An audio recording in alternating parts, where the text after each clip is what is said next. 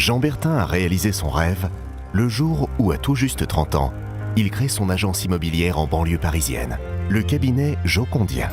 Sa jeune épouse est fière de travailler à ses côtés. 2 ans plus tard, le 11 mars 1966, Jean se regroupe avec quelques confrères pour créer l'Organisation régionale des professionnels de l'immobilier. Leur idée deviendra leur force, partager un fichier commun. C'est la naissance du premier groupement. De ce jour naît également une authentique valeur de convivialité au sein du groupement coopératif qui ne s'est jamais démenti depuis.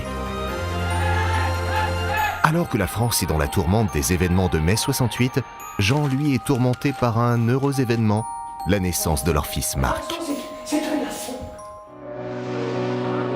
Le 21 juillet de l'année suivante, Neil Armstrong fait ses premiers pas sur la Lune, pendant que le petit Marc, sous le regard attendri de ses parents, l'imite sur la terre ferme.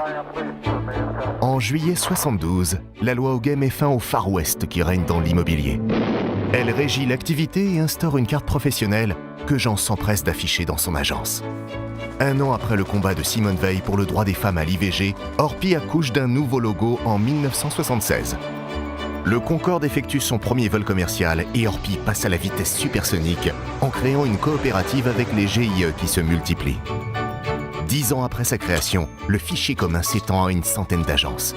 Et en 1979, avec 300 agences, Jean ne cache pas sa fierté de faire partie du premier réseau immobilier français. Nous sommes donc dimanche 10 mai 1981. Dans quelques secondes, vous allez connaître le nom du président de la République. 3, 2, 1. François Mitterrand est élu président de la République. C'est Mitterrand. La révolution des outils informatiques est en marche. Et dès 1982, Jean initie Marc au fichier commun sur Minitel. Chez Orpi, il est rose, à ne pas confondre avec le 3615 ULA.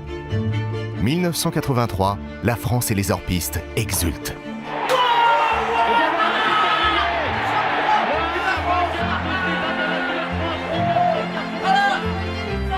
En 1985, les outils évoluent et les agences bénéficient du premier fichier national informatisé. Comme tous les 10 ans, Orpi embellit son image avec un nouveau logo en 1986. 1 an après la première pub télé de 1987, la fameuse tortue Orpi crève l'écran. En immobilier, quand on cherche Orpi trouve. L'émotion n'est pas encore retombée à Berlin. En 1989, Jean se réjouit pour la première fois en tant qu'agent immobilier de voir tomber un mur. La passion du métier se transmet de père en fils. En 1991, Marc prend la succession de son père à l'agence et épouse la carrière à son tour.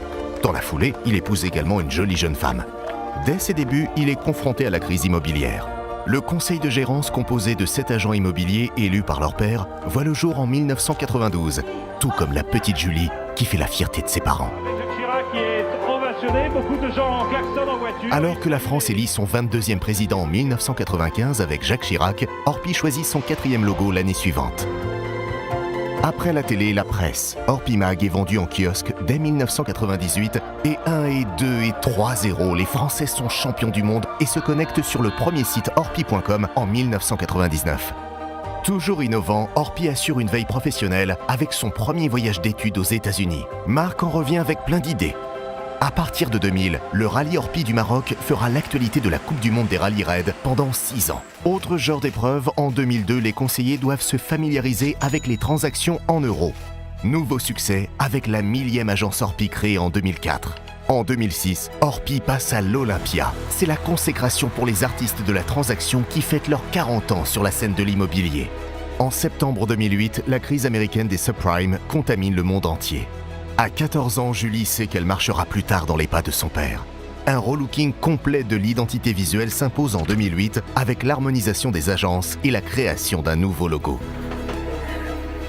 En 2010, Orpi organise sa première convention commerciale. À partir de 2011, de nouveaux métiers arrivent chez Orpi, avec administration de biens, commerce et entreprise et prestige.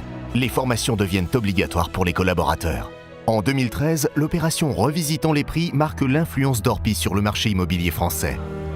L'année suivante, Julie rencontre son mari et rejoint son père à l'agence. La passion du métier se transmet aussi de père en fille.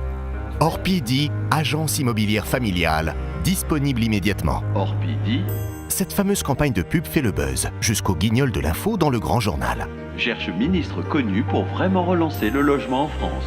Beaucoup moins drôle, la loi Allure qui régit l'immobilier est votée. Pour se consoler, Julie et son amoureux s'empressent d'assurer la relève. Dans 9 mois, la petite Chloé naîtra.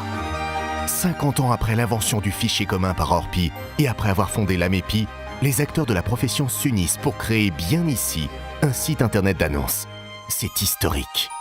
Au fil des années, Orpi est devenue la marque de référence des Français et des médias. Voilà, l'agence de la famille Bertin a aujourd'hui 50 ans. Nous avons 50 ans. Et parce que les relations humaines et le partage ont nourri notre croissance. Parce que notre culture du service nous a permis d'anticiper les évolutions d'un monde qui change. Parce que nous sommes devenus le réseau numéro 1 et que nous sommes fiers du chemin parcouru. Parce que depuis 50 ans, Orpi est dans votre vie. Parce que nous n'avons pas 50 ans par hasard. Et parce que nous avons aujourd'hui rendez-vous avec notre histoire. Orpi vous dit merci et joyeux anniversaire à toutes et à tous.